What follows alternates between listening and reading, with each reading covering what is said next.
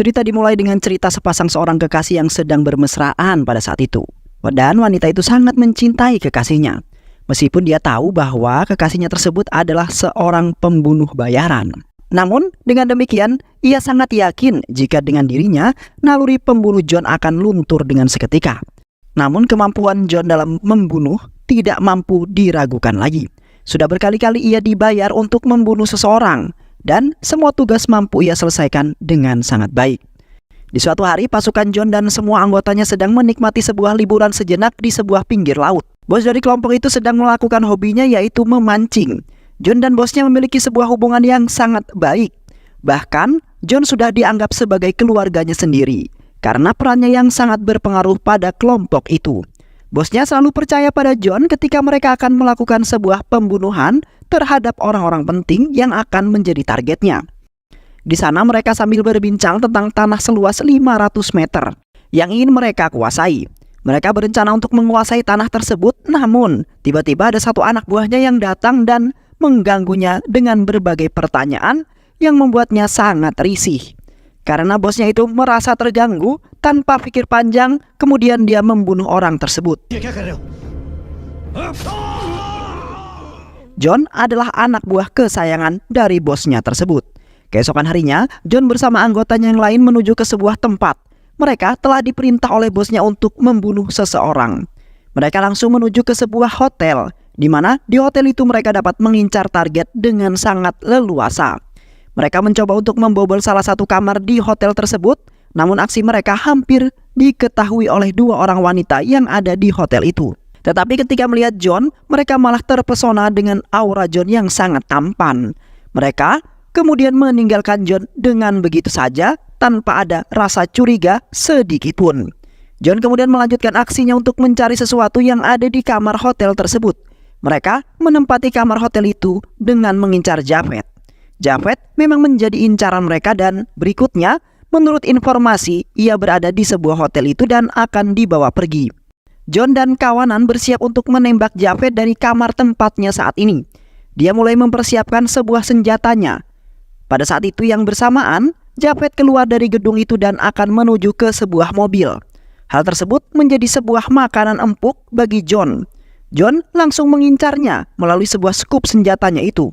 Saat perkiraannya sudah matang, dia menembak tepat pada kepala Javed, membuat Javed langsung mati dengan seketika juga. Namun sial bagi John dan teman-temannya, keluarga yang menempati kamar ini sedang pulang dari kepergiannya. Kawanan John langsung menembak mereka, ibunya yang menjadi sasaran pertama. Setelah berhasil dilumpuhkan, dia menembak ayahnya hingga tewas. Namun betapa terkejutnya John saat melihat orang yang sebenarnya adalah kerabat dekatnya John. Apalagi anaknya itu memanggil John adalah paman. Sialnya anak itu juga ikut tertembak oleh John. John tidak sengaja membunuh mereka karena John tidak sadar bahwa mereka adalah saudaranya sendiri. John dengan begitu sangat menyesali kejadian yang ada di kamar itu tadi.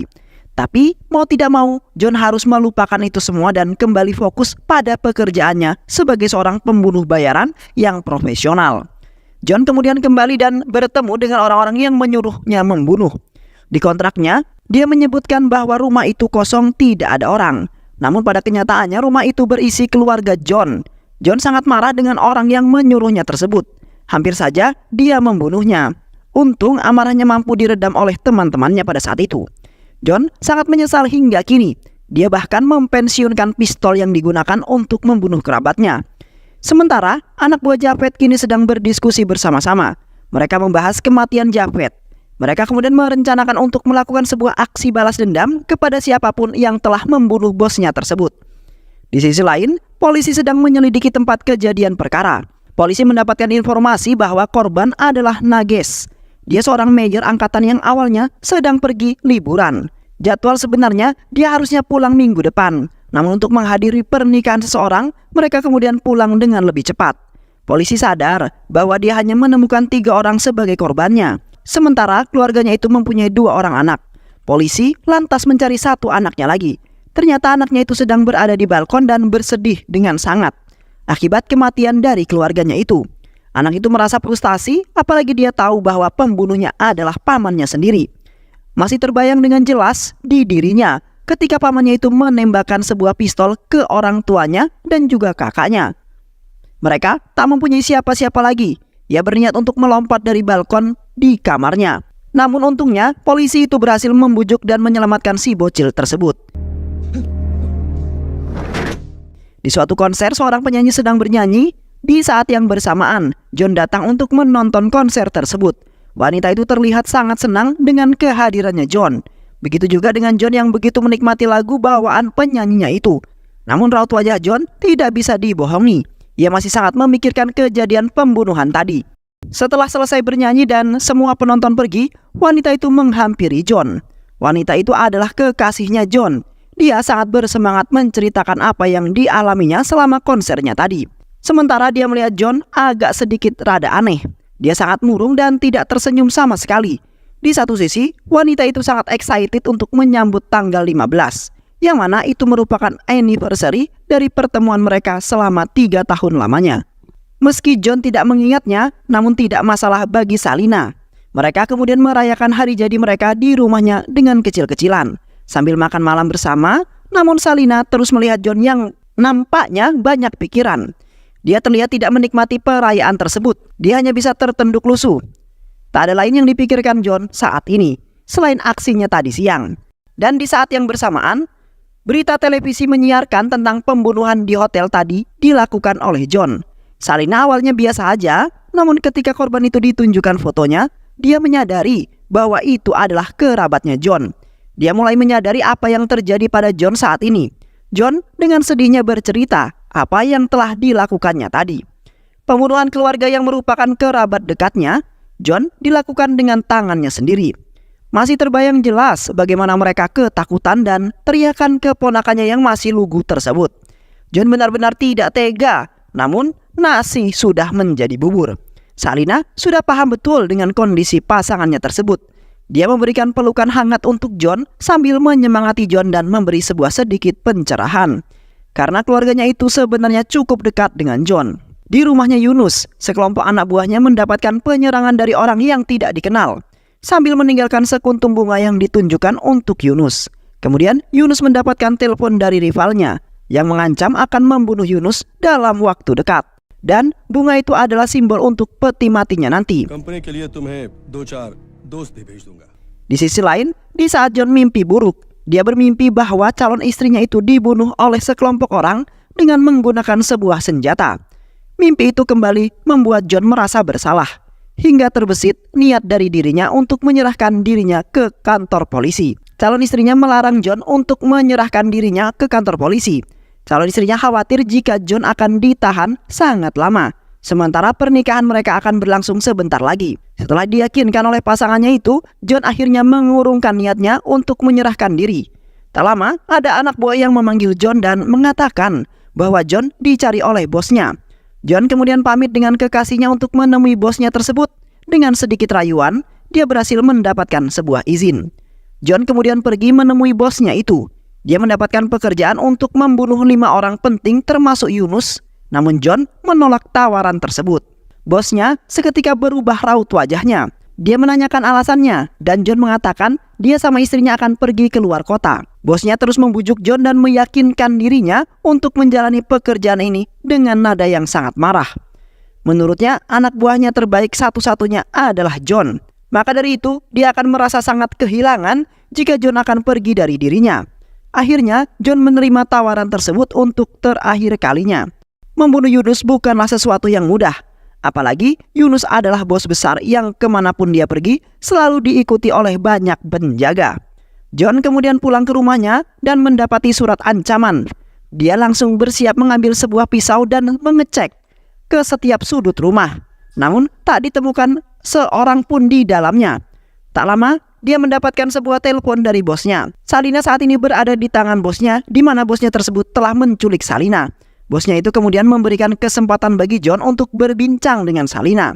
Waktu yang diberikan pun cukup sebentar. John sangat menyayangi Salina. Bosnya akan membebaskan Salina jika John menuruti permintaannya tersebut. John kemudian menerima kontrak yang menjelaskan tentang targetnya saat ini. Dia kemudian memahaminya dan menyiapkan senjata untuk melakukan aksinya ini masih bimbang di hati John. Untuk menjalankan pekerjaannya ini, apalagi semenjak dia membunuh keponakannya itu, dia sudah berjanji untuk tidak membunuh seorang pun lagi. Namun, kali ini yang menjadi sebuah taruhannya adalah Salina. Keesokan harinya John mendatangi bangunan setengah jadi itu dengan menyelinap bersembunyi-sembunyi, membunuh satu persatu penjaga yang ada di sana. John seperti asasin yang pandai membunuh dalam sebuah keheningan. Hingga pada saat ini, keberadaannya pun belum diketahui oleh siapapun. Reaksinya yang cepat selalu berhasil mengalahkan semua penjaga yang ada di sana. Ternyata, penyerangan itu dilakukan oleh John untuk menyelamatkan Salina. Dia berusaha untuk menyelamatkan kekasihnya tanpa menuruti permintaan dari bosnya. Namun tetap saja usaha itu nihil bagi John. Sebab Salina yang disembunyikan itu akan mati dengan begitu saja jika dia membunuh semua anak buahnya. Sementara kepolisian masih mencari pelaku pembunuhan itu dengan melakukan gambaran mengenai fisik dari sang pelaku. Mau tak mau, John harus menerima tawaran untuk membunuh Yunus agar kekasihnya itu diselamatkan. Sesuai dengan yang dikatakan sebelumnya, Yunus adalah seorang yang kaya raya. Mobilnya dilengkapi dengan fitur anti peluru dan penjaganya bukanlah main-main. Hampir semua penjaganya merupakan seorang anggota kepolisian. Tak hanya latar belakang penjaganya juga sangat banyak. Apalagi dia memiliki kedekatan dengan pemerintahan, membuatnya semakin terkenal dan sulit untuk dibunuh.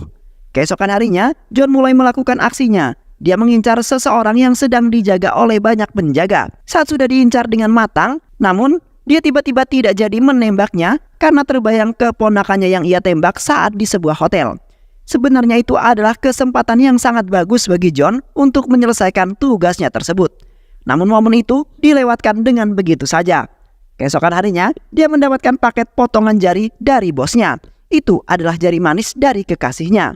John sangat bersedih akan hal tersebut dan membuatnya membulatkan tekad untuk menyelesaikan tugas ini agar kekasihnya cepat dikembalikan. John kemudian menyelinap ke sebuah klub malam.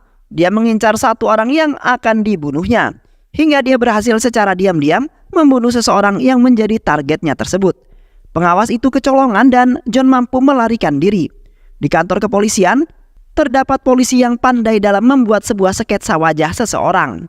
Dia membuat gambaran wajah pelaku pembunuhan itu sesuai dengan apa yang diceritakan oleh anak kecil tersebut.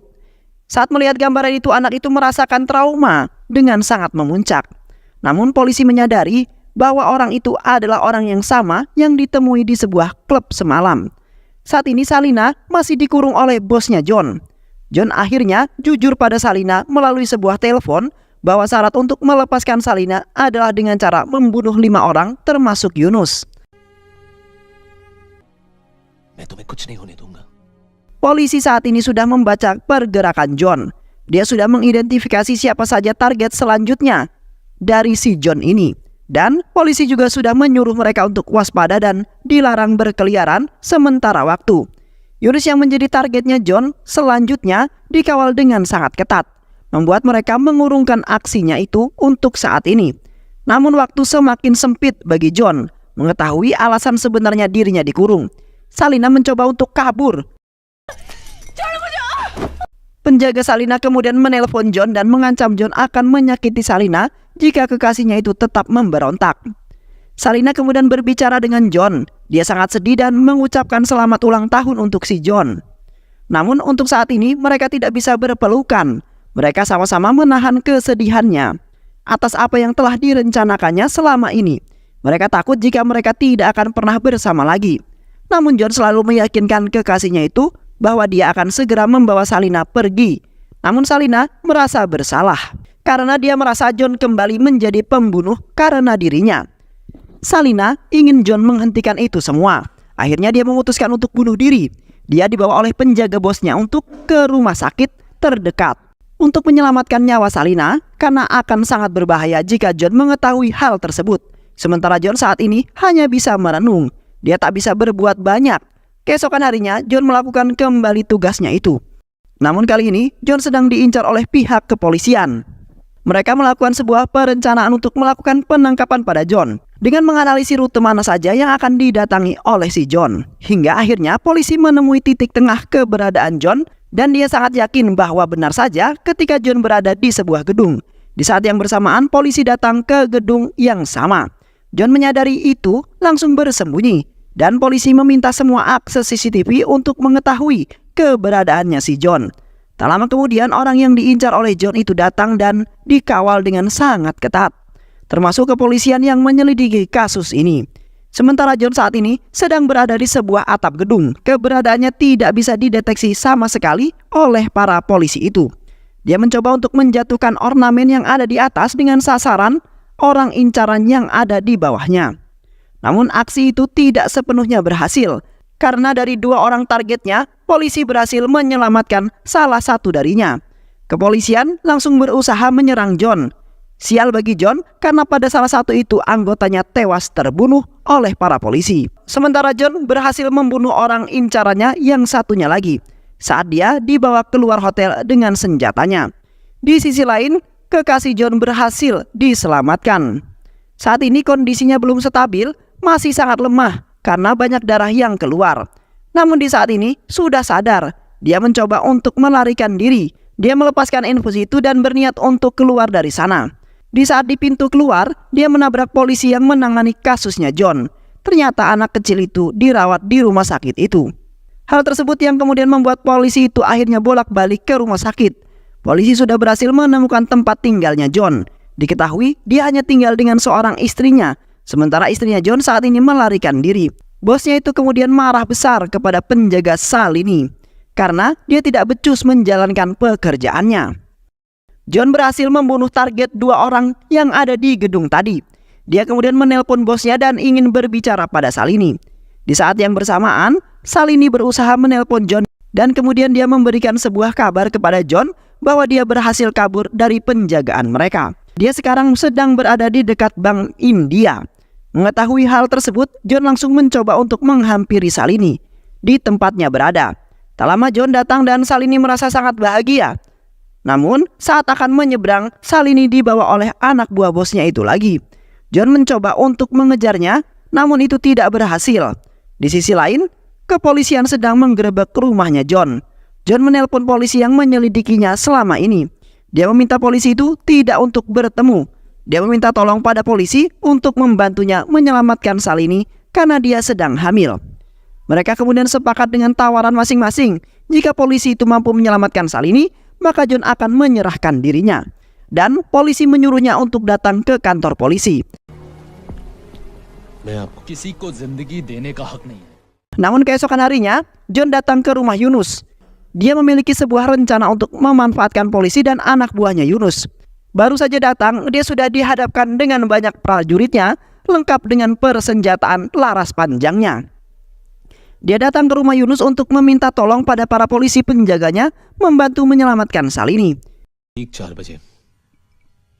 Sementara di sisi lain, polisi saat ini sedang berupaya membebaskan Salini dan berhasil membawa Salini pergi. Di mana di saat yang bersamaan, datang polisi yang disuruh John untuk menjemput Salini. Ternyata, polisi itu adalah anak buah Yunus yang telah terikat perjanjian dengan John untuk membawa Salini. Namun John berkhianat dengan perjanjian tersebut. Dia membawa pergi dan menghajar semua anak buah Yunus. Dia pergi melarikan diri. Namun John dikejar oleh mereka meskipun John hanya sendirian. Namun kehebatan John dalam membunuh tak perlu diragukan lagi. Tapi bos John datang dan hampir membunuhnya dengan menggunakan sebuah pedang. Untungnya John mampu menghindari semua serangan tersebut. Meskipun John sempat terkena sebuah sabetan pedang itu. Dan tubuhnya terjadi sebuah luka-luka. Dia kemudian berhasil memberikan perlawanan pada bosnya tersebut. Hingga akhirnya dia berhasil membunuh bosnya itu. Namun John ditembak polisi yang datang. Kemudian membuat John tergeletak lemas dan tak sadarkan diri. Salina sangat sedih dan benar-benar merasa kehilangan sosok seorang John. Saat ini Salini menjalankan hidupnya tanpa John. Dan dia telah melahirkan seorang putra dan merawat anak kecil keponakan John tersebut. Dan film pun selesai. Baik sahabat, itulah alur cerita film yang berjudul Karam. Mudah-mudahan sahabat semua terhibur dengan alur cerita film ini. Sehat selalu. Wassalamualaikum warahmatullahi wabarakatuh.